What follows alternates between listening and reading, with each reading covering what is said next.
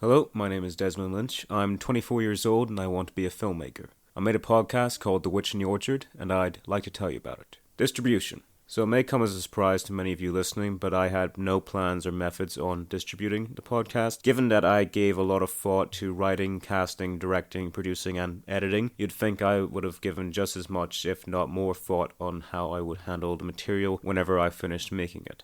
But that's not the case. I didn't make this podcast to break the internet or to get famous or whatever. I did it because I was fed up with my life. I had no artistic credentials to my name and I wanted to change that. So I put up a bunch of my own money to make this thing and I made it well. When I first met Craig Sheridan while I was scouting locations, I told him about how I had no plans in regards to distribution. As a matter of fact, I straight up told him I was only making this thing to keep my sanity. But he kept telling me of the potential for marketing and how there was a possibility of not just breaking even, but even making a profit. Well, as of yet, none of that has happened, but again, I didn't make this thing to make money.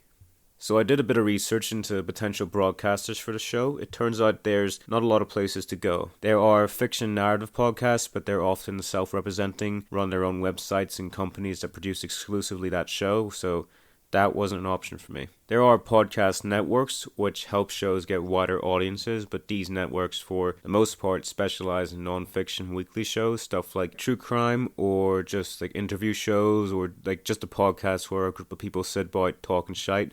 And that's not a dig on that type of content. I like that stuff as well, but that's not what I have. What I have is a narrative podcast, basically like a radio play with a very niche genre and a story that's kind of hard to sell. I mean, if you break it down, The Witch in the Orchard is, for lack of a better word, fucked up. It's about a middle-aged woman who is batshit insane, who has these horrible third-degree burns scarring her entire body, and the entire narrative is her trying to avoid getting killed while solving the problems that some guy caused because he impregnated an underage girl and then killed her to cover it up. It's like I said, it's a fucked up story. So in regards to pitching, I left out the details, tried to keep it as brief as possible, and with each cold email I said something along the lines of, "Hi, my name is Desmond Lynch. I have this show called The Witch in the Orchard. It's a dark fantasy gothic horror show with mystery elements. Picture The Witcher meets Agatha Christie.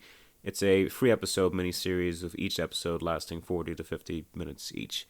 And then I would end the email explaining why I think my content would suit their brand or be of any interest to them, because you're trying to sell it to them. You can't just go talk and babble, because no one's interested in that.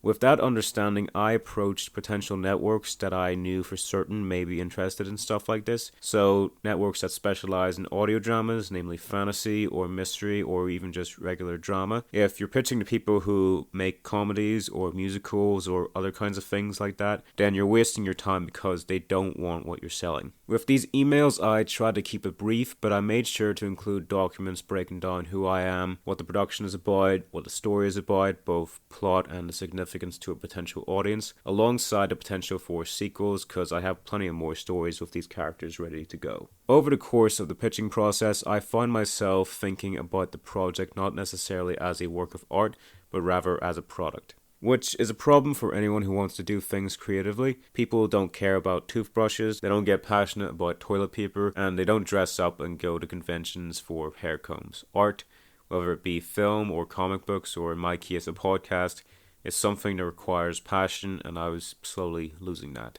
So in my pitches, I had to reinstate the fact that I cared about what I made, and that I genuinely believed it was good and worth your time. After a while, I wasn't just selling the podcast to other people, I was selling it to myself. It was a very strange experience, but it reminded me never to lose that passion when creating art. The spark is all you have in the end.